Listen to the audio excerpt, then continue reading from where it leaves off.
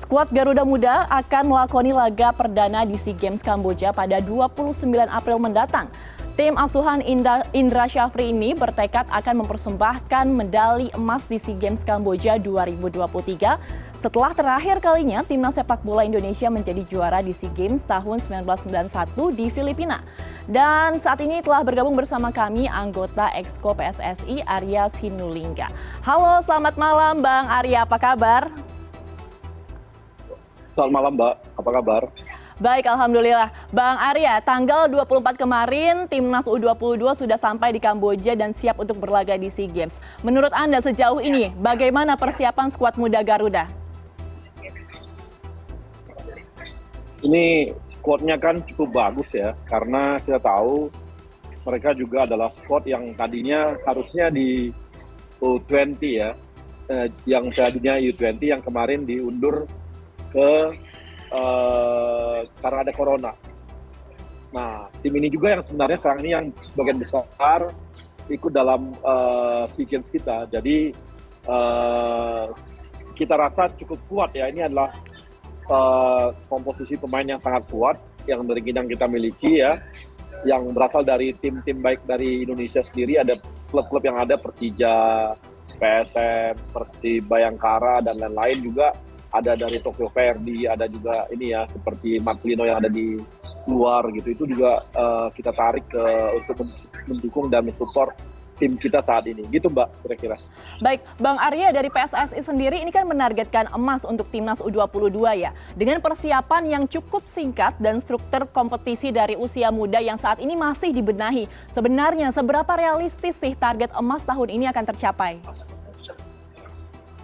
Yang pertama kita beruntung karena grup kita cukup bagus ya. Lawan berat kita mudah-mudahan hanya Kamboja karena mereka tuan rumah gitu ya.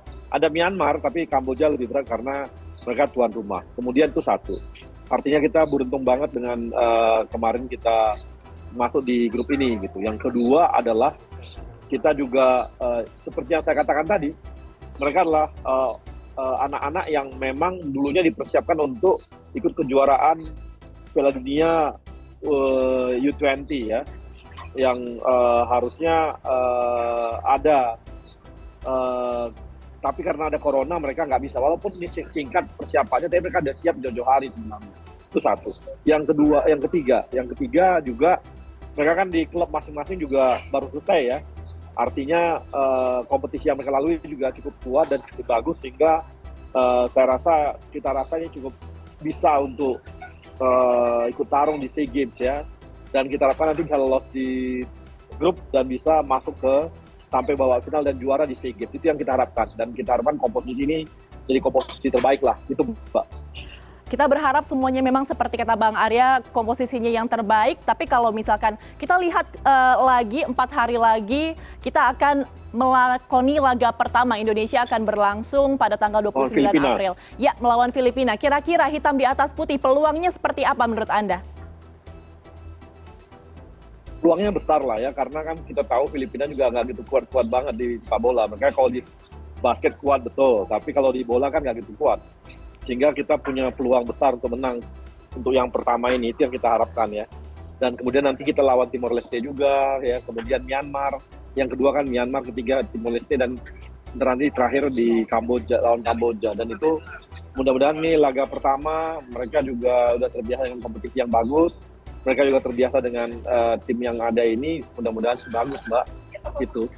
Baik, Bang Arya. Ya, kita support sama-sama lah, ya. Oke, kalau kita lihat beberapa negara unggulan seperti ada Thailand dan juga Vietnam, saat ini disinyalir memandang kompetisi di Asia Tenggara sebagai ajang promosi pemain muda untuk menambah jam terbangnya. Bagaimana dengan Indonesia? Apakah pandangannya sama menghadapi SEA Games ini?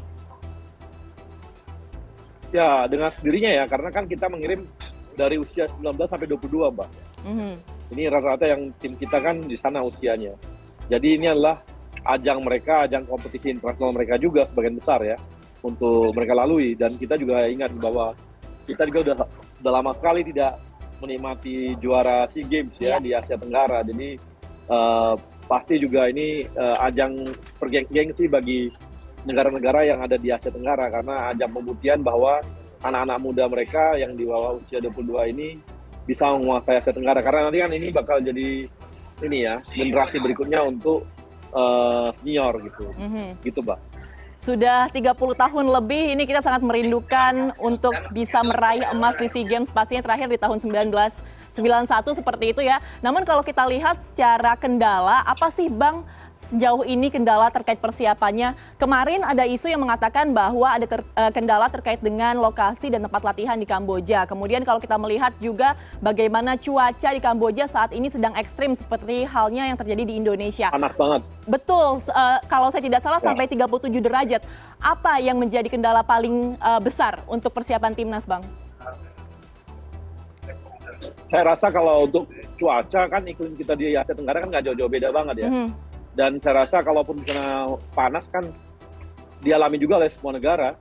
Palembang juga, Kamboja juga pasti mengalami hal yang sama juga. Mereka juga tiba-tiba kan, ini bukan yang lama atau terus-menerus seperti ini. Jadi mereka juga harus menyesuaikan diri dengan iklim yang ada. Kendala yang terberat adalah sebenarnya mental, Mbak.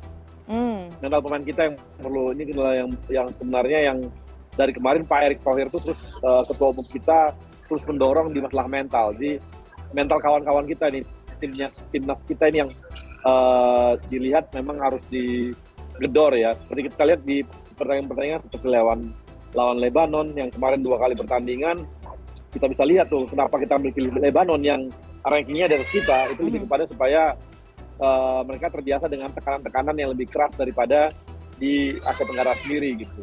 Makanya kita kasih lawan yang cukup keras dan berat lah kemarin itu. Itu juga bagian dari uji mental mereka gitu. Karena dari segi teknis sebenarnya nggak jauh-jauh beda semua ya, segi teknis. Tapi dari segi mental ini yang perlu kita benahi gitu. Dari fisik, dari teknik sih nggak jauh-jauh beda sih antar negara-negara ini. Gitu, Mbak. Oke, baik Bang Arya, pastinya dari seluruh masyarakat Indonesia full support untuk seluruh cabang olahraga di SEA Games dan pastinya berharap yang terbaik ya. Semoga target dari PSSI tahun ini meraih emas bisa tercapai. Amin ya Bang ya. Baik, terima kasih Bang Arya atas perbincangannya pada malam hari ini. Salam sehat selalu.